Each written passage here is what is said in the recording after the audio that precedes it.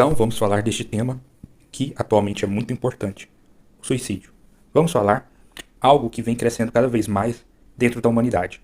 E recentemente, certo familiar cometeu este pecado. E hoje, vê-se muito em ambientes hospitalares que há normalização destes problemas. Mais comum, mais se vê, mais se pensa, mais se comete e mais cedo está sendo expostas as pessoas a essa problemática. E isso é terrível, porque quanto mais jovem, mais difícil é lidar com este problema. Então, o suicídio é um problema de saúde muito grande e tem se alastrado, tornando cada vez mais maiores proporções nos países, cometendo mais pessoas e se tornando uma das maiores causas de fatalidades. Fatalidades no que digamos que é mortes prematuras. Então, além de poder ser caracterizado como crime, como pecado, também é o suicídio um problema de saúde. Não chega a ser um crime do ponto de vista criminal, pois pela lei não tem como você punir um suicida, pois não há lesão de bem de terceiros. E o Estado não tem como interferir nesse aspecto. Então, esse é um tema complexo e difícil. Devemos, então, recapitular diversas coisas para entendê-lo. Que nós servimos ao Deus da vida. Espiritualmente, o tempo de vida, o tempo que nós temos aqui na Terra, é tempo de salvação. Então, nosso tempo de vida é uma das coisas mais preciosas e é um marco importante da misericórdia de Deus, porque tempo de vida é tempo de salvação. Então, quanto estivermos vivendo, tivermos vontade de viver e tempo para conhecer a Deus, mais próximos podemos ficar de conhecê-lo e mais chances temos de alcançar a misericórdia.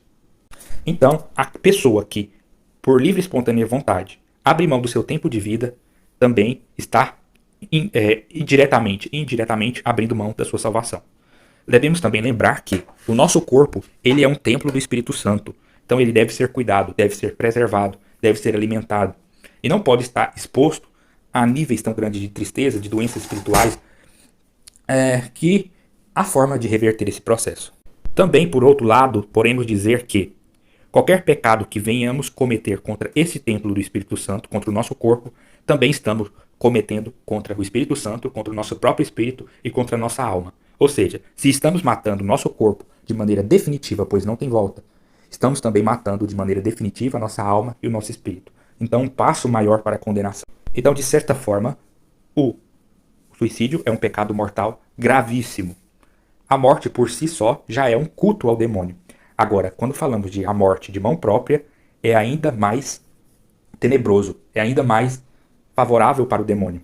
Por isso, faz deste pecado sempre ocorrer por influência demoníaca. Não tem como uma pessoa se suicidar ou pensar em suicídio sem estar na influência do demônio, porque o demônio sempre ganha méritos no suicídio. Então o suicídio é sempre bom para Satanás. Por isso que não tem como falar que a pessoa tomou aquela decisão por si só. É óbvio que pela criação, pela liberdade, não tem como a pessoa se suicidar sem sua vontade, tecnicamente. E como o suicídio é um pecado muito grave, geralmente não tem só um demônio, geralmente tem legiões de demônio trabalhando durante muito tempo para chegar àquele estágio. Então existe um caminho para deixar o homem à mercê, para deixar o homem vulnerável a este pecado. Por isso que é preciso um passado de trauma, de depressão, de sofrimento, de abuso, de ansiedade, de medo, incerteza. E é claro, uma brecha espiritual muito grande para permitir todo esse mal entrar, para permitir a evolução de todo esse processo e a acumulação como uma bola de neve de problemas, de pecado, dessas loucuras e tudo isso que nós citamos. Então, existe um caminho natural e também sobrenatural para o suicídio. E esse caminho é totalmente bem conhecido para as legiões de demônio. Então, sendo assim, a etapa final é só a cereja do bolo e o objetivo final que o demônio tem para certas pessoas. Então, como ele conhece o processo, ele também sabe as pessoas que são susceptíveis a esse tipo de pensamento. Quais as pessoas que vão responder, qual o nível espiritual das pessoas. Então, ele consegue fazer isso de maneira muito fácil. Fazer sugestão, buscar grupo de pessoas, de amizades. E ele cria todo um sistema capaz de retroalimentar este processo. Podemos falar que é mais fácil para Deus perdoar um homicida, pois o suicídio é uma forma de homicídio por si próprio. A pessoa que, por acaso, mate outra pessoa, ela ainda vai continuar tendo vida, tempo de vida, para se arrepender e para ser perdoado. Mas aquele que, porventura, comete o outro pecado, mesmo que Deus o perdoe todos os pecados de vida, antes do ato final, antes da sua morte, ainda não será suficiente para perdoar o seu ato da morte. Então, não tem como perdoar quem faz o ato final deste problema. Vamos supor que uma pessoa influencia, uma pessoa faz a outra cometer este ato. Essa pessoa pode ser perdoada. A pessoa que causou trauma, a pessoa que discutiu, a pessoa que deu a gota d'água. Mas a pessoa que faz o ato, no momento final, ele ainda tem chance de desistir. Mas perdoar, aí já é complicado. Então, de certa forma, e pela ciência, o suicídio ele ainda é capaz de prejudicar não só quem morreu, mas até 5 pessoas que estão ligadas com aquela pessoa que teve este ato. Então, podemos dizer que isso é uma falta de caridade, tanto por si mesmo, para também com terceiros. Imagina um pai de família, uma mãe de família, que se mata, que abandona os seus descendentes. Então, este ato é um grande desprezo à vontade de Deus. Por mais que essa pessoa tenha perdido o interesse, o sabor da vida, ela precisa ser educada para largar mão do prazer, largar mão de querer viver só pelo agrado, pelos banquetes, que a vida precisa ter um gosto para ser interessante. É mais agradável servir a Deus nos momentos de dificuldade, onde não se há nada de bom, onde não se há muita esperança, do que servir a Deus quando temos tudo perfeito, em abundância, na graça plena. Então, geralmente Deus tende a acompanhar mais essas almas que estão em situação de calamidade, de caos total, de perdição total. A graça que manifesta nessas pessoas é diferente das graças daqueles que já estão na situação do filho sem ser o pródigo. Então Deus, ele busca mais o filho pródigo do que o outro filho. Traz mais recompensas para aquela ovelha perdida do que a ovelha que já está no rebanho. Inclusive, essas ovelhas que Deus busca mais. E o maior ato de vida é abraçar a misericórdia de Deus, que nos dá mais um dia de vida. Então, a pessoa que pensa nesse tipo de coisa tem que aprender a ser grato e não olhar a realidade que ele vive com o gosto amargo de tudo que ele já viveu pelas experiências do passado. É preciso renovar sua vida, é preciso renovar sua vontade de viver, é preciso renovar sua aliança com Deus, é preciso renovar sua maneira de pensar, é preciso renovar suas amizades. Então, Deus renova todas as coisas e é por isso que essa pessoa precisa do Espírito Santo, que é capaz de trazer vida, que é capaz de trazer renovação, de trazer uma nova experiência, uma nova mentalidade e fazer tudo novo. Qualquer pessoa, qualquer homem vai se arrepender por não ter buscado a Deus enquanto havia tempo, principalmente aqueles que vão ser condenados. Aqueles que vão para o purgatório também vão se arrepender grandemente. E aqueles que vão para o céu também podem se arrepender por não ter buscado mais a Deus com mais louvor, com mais merecimento que lhe cabia. E aqui vemos o verdadeiro significado da tristeza, que é a pessoa que não sabe apreciar o valor da sua vida dentro do contexto da criação divina. Então aquela pessoa que não sabe quem ele é, de onde ele vem, qual é a sua importância, quanto ele é amado, quanto ele é desejado, sonhado, planejado e perfeito aos olhos de Deus, essa pessoa não sabe nada. Então, este pecado é uma blasfêmia contra o Espírito Santo, que destrói o homem, que gera falta de amor por si mesmo, pela ausência de Deus, e também por ausência de pessoas para amar ou de pessoas que poderiam lhe ajudar. Então gera um contexto de pecado muito grande que interfere na vida de várias e várias pessoas de maneira negativa. Não tem como a gente querer colocar este pecado como algo positivo. Igual muitas séries de televisão vêm feito durante um tempo, tentando confundir a cabeça das pessoas, criando um contexto, uma historinha que tenta justificar o suicídio como algo bom, como por exemplo Romeu e Julieta. E tem outras séries de televisão que eu já nem me lembro o nome, inclusive virou modinha durante um tempo, 2 ou 3 séries com os mesmos contextos.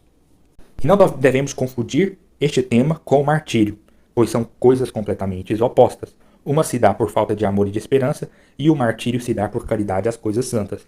A vida neste mundo não é mais valorosa do que a salvação ou as coisas do alto.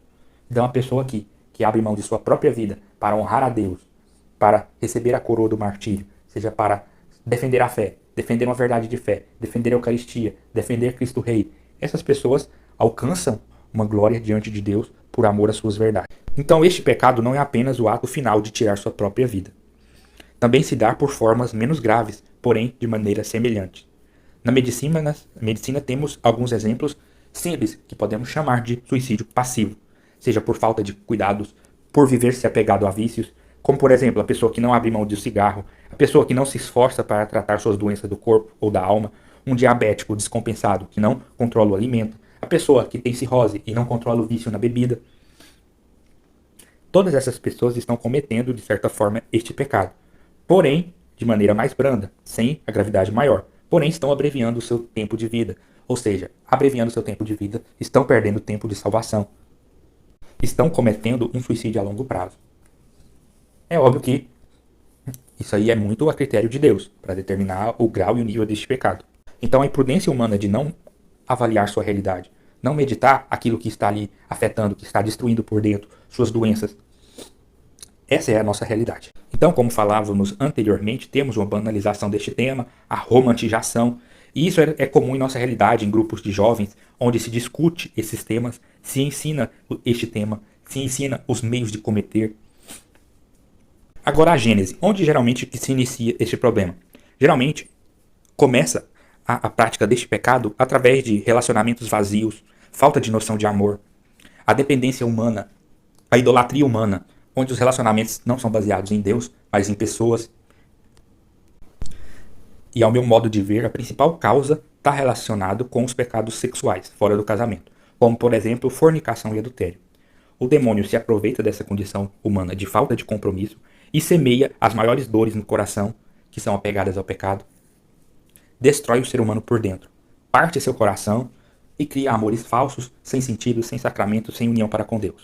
E dessa forma, as almas que praticam esses pecados se rebaixam espiritualmente de tal forma que perde a noção de si mesmo, perde a noção do seu verdadeiro valor e tornam incapazes de reconhecer o amor verdadeiro ou dignas de tê-lo. Então, perde o seu relacionamento para com Deus, perde os caminhos de volta para a santidade. E é óbvio que também existem muitos traumas pré-existentes na alma que põem ela à mercê deste tipo de pecado de situação. Um abuso, um problema, a maneira que foi tratado pelo quem deveria cuidar, o bullying e outras formas que, de certa forma, não justificam, porém, traz um contexto de realidade. O demônio ele sabe muito bem que não existe sexo sem compromisso. O que existe é matrimônio sem a bênção divina. Então, todo ato sexual é um sacramento, com a bênção de Deus ou sem a bênção de Deus. É óbvio que aqueles relacionamentos que ocorrem sem a bênção de Deus, o demônio tem total poder para influenciar aquelas duas pessoas, aquelas duas almas, para criar laços, criar setas. E o cinema também aqui age de maneira muito boa para favorecer o demônio, pois cria a ideia fantasiosa de que existe amor neste tipo de relacionamento, neste tipo de compromisso. E criando cada vez mais ilusão na cabeça das pessoas, principalmente dos jovens, que são os mais aptos a se entregar a esse tipo de prazer. E dessa forma, eles acabam se entregando de corpo e alma, e depois disso vão receber desprezo, desvalorização, perda de dignidade, prostituição, iniquidade e afastamento de alianças para com Deus. O homem que cai no adultério, ele se casa com a prostituta, que ele não precisou pagar, e a mulher vai se casar com um homem que não lhe ama. Os dois se usam por um tempo, e depois cada um lida com seu pecado à sua maneira, independente do perdão. Pois geralmente esses relacionamentos criam uma intriga, uma desonra, um erro em que depois eles não vão ser capazes de se perdoar e cada um vai seguir o seu caminho. E é isso que chamamos de idolatria sexual ou idolatria matrimonial ou pecaminosa. Então cada relacionamento vai seguir por um caminho que segue por este rumo. Eu não sei dizer o que cada um vai gerar, qual vai ser a consequência de cada uma dessas traições. Porém, o demônio sabe muito bem. E também porque ele está coordenando esses relacionamentos, guiando e conduzindo. Podemos dizer também que outra grande do suicídio é o divórcio. Porque, mesmo dentro dos casamentos sacramentados, podem ocorrer erros que, como por exemplo, culminam no divórcio, o adultério dentro do matrimônio. Pois vai destruir o sacramento matrimonial e vai secar a árvore espiritual que vai fazer-se apodrecer os frutos que vieram daquela árvore.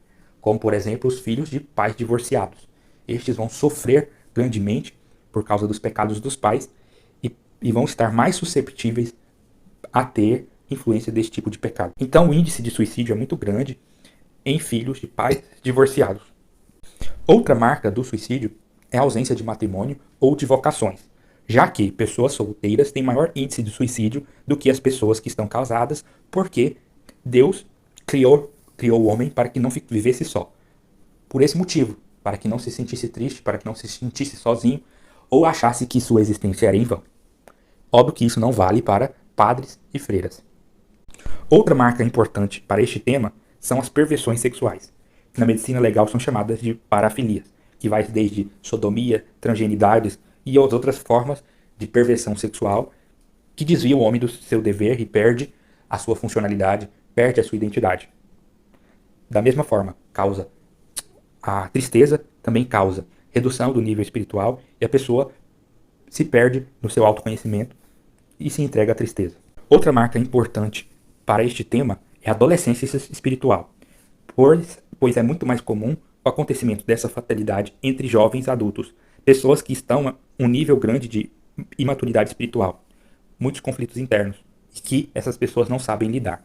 E é óbvio que, hoje em dia, muitas pessoas idosas, que também estão na faixa de não souber sair da adolescência espiritual, que estão na tibieza, que não houve crescimento, também passam pelos mesmos problemas dos jovens. Até porque uma alma madura, uma alma plena, jamais se abriria a este tipo de tentação.